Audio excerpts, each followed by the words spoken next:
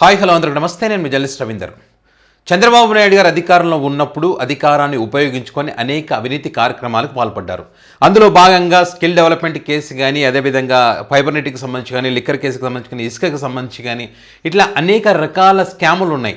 So ఇన్ని స్కాములు చేసినప్పటికీ కూడా నేను తప్పు చేయలేదు, మిగతా వాళ్ళంతా తప్పు చేస్తారని చెప్పి ఆయన చెప్పుకుంటారు, ఆయన మీడియా కూడా చెప్పుకుంటుంది. ఎంతలా అంటే ఒక్కసారి ఆ ఇమేజ్ చూపిస్తా చూడండి, వీళ్ళ ఎలివేషన్ ఎట్లుంటుందో ఇది చూడండి. వీళ్ళేదో విచారణ ఎదుర్కొని సాక్ష్యాలు ఏవి లేకపోవడం వల్ల తప్పుడు కేసు అయినట్టు ఎలివేషన్ ఇచ్చుకుంటూ న్యాయం గెలిచింది. స్కిల్ కేసులో చంద్రబాబుకు క్లీన్ చీట్. ఇది వాళ్ళ అనుకూల మీడియాలో వచ్చినటువంటి వార్తా కథనాల డిబేట్లు. అప్పుడు ఈ వీళ్ళంతకు వీళ్ళకి కేసులు కొట్టేసుకొని పెట్టుకున్నటువంటి డిబేట్లు. దాంతోపాటు హైకోర్టు నుంచి ప్రత్యక్ష ప్రసారము, జగన్మోహన్ రెడ్డికి భిక్షకు, బయటికి రాబోతున్న బాబు, చంద్రబాబుపై స్కిల్ కేసు మూసివేత, ఇట్లా అన్ని మూసివేతలే. అదేదో న్యాయస్థానాలు మూసివేసినట్టు వీళ్ళు మూసివేసుకొని కొంచెమన్నా ఉండాలి కదా. సో అలాంటి నిప్పు మరి తన పైన ఏదైతే కేసులు ఉన్నాయో వాటికి సంబంధించి విచారణ ఎదుర్కొని అప్పుడు కేసులు కొట్టేస్తే అప్పుడు నిప్పు అవుతారు.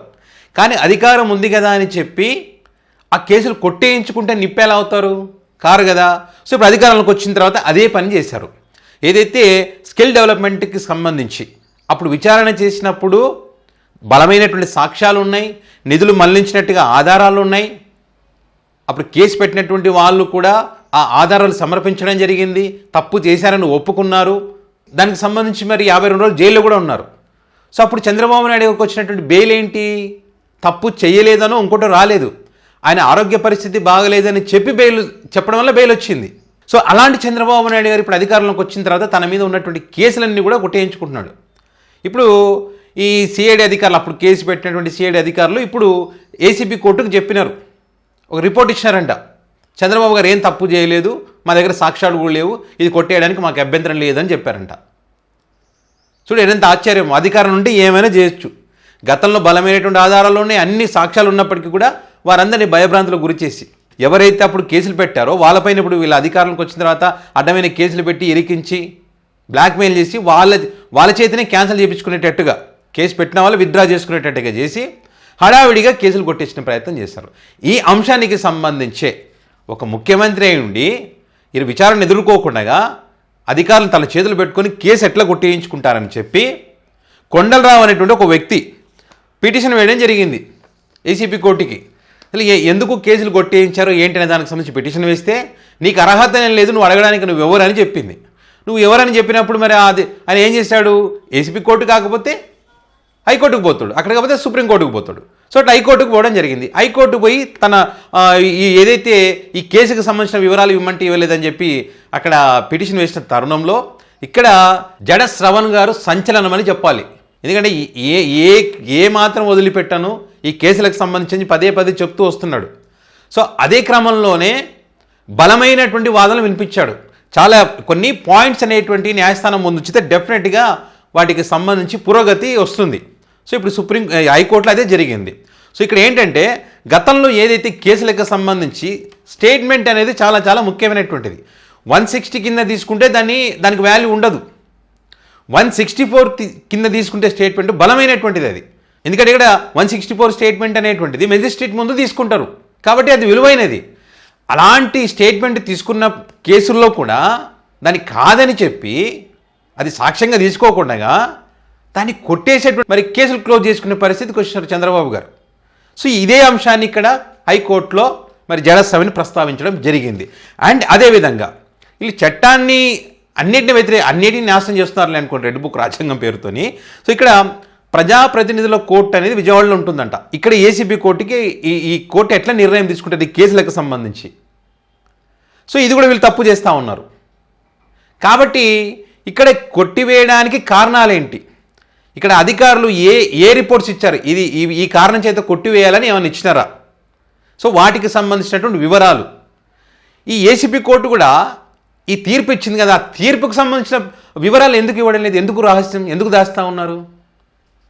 ఇవ్వడానికి వచ్చినటువంటి అభ్యంతరం ఏంటి? సో ఈ అంశాన్ని ఇక్కడ ప్రస్తావించారు హైకోర్టులో.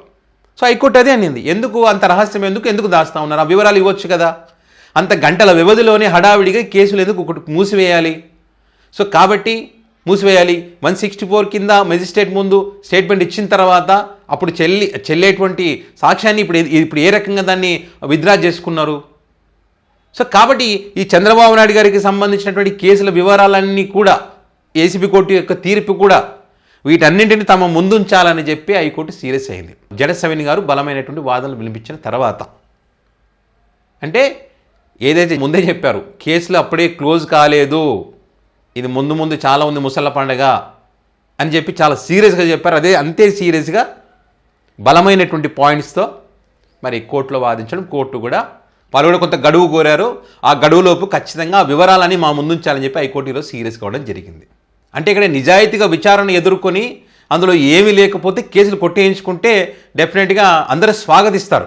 స్కిల్ డెవలప్మెంట్ కేసులో ప్రజలు కూడా బలంగా నమ్ముతూ ఉన్నారు తప్పు జరిగింది అని చెప్పి. ఎందుకంటే తప్పు జరిగిందనడానికి వీళ్ళు విచారణ ఎదుర్కొని ఈ కేసు కొట్టేసి ఉంటేనేమో జనాలకు కూడా సరే తప్పు చేయలేదు నిరూపించబడిందని అనుకుంటారు. ప్రతి కేసులో స్టే తెచ్చుకోవడం, ఇటు అధికారం ఉంది కదా అని చెప్పి కేసులు కొట్టేయించుకోవడం, నిధులు మళ్లింపు జరిగింది, 164 స్టేట్మెంట్, ఇవన్నిటి కూడా తుంగలో తొక్కి మేము నిప్పులం అని చెప్పి ఇప్పుడు జగన్మోహన్ రెడ్డి కోర్టుకు వెళ్తే దాన్ని తప్పు పడతారు. న్యాయస్థానాన్ని గౌరవిస్తున్నాడు, కేసులను ఎదుర్కొంటున్నాడు.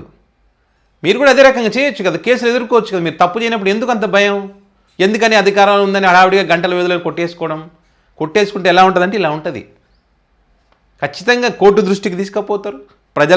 ఇక్కడ జరిగిపోతే ప్రజా కోర్టులు కూడా పెడతారు. ఇప్పుడు అదే జరుగుతూ ఉంది. మీరు అవినీతి చేసి అక్రమాలకు పాల్పడి ఆ కేసులు అధికారంలో ఆ కేసులు కొట్టేసుకోవడం కోసం ప్రజల సొమ్ముని ఈ అడ్వకేట్లకు ఫీజుల రూపంలో కోట్లు గుమ్మరిస్తున్న పరిస్థితి ఇది. మీలాంటి వాళ్ళు నిప్పులం అంటే ఇంకా ప్రజలు నమ్ముతారా? సో ఏదేమైనా కూడా జడసవన్ గారు మాత్రం ఈ ఎపిసోడ్లో గట్టిగానే ఫైట్ చేస్తూ ఉన్నారు. సో సక్సెస్ అయ్యారు అనడానికి ఈరోజు హైకోర్టులో జరిగినటువంటి పరిణామాలు, హైకోర్టు ఇచ్చినటువంటి కీలక ఆదేశాలు.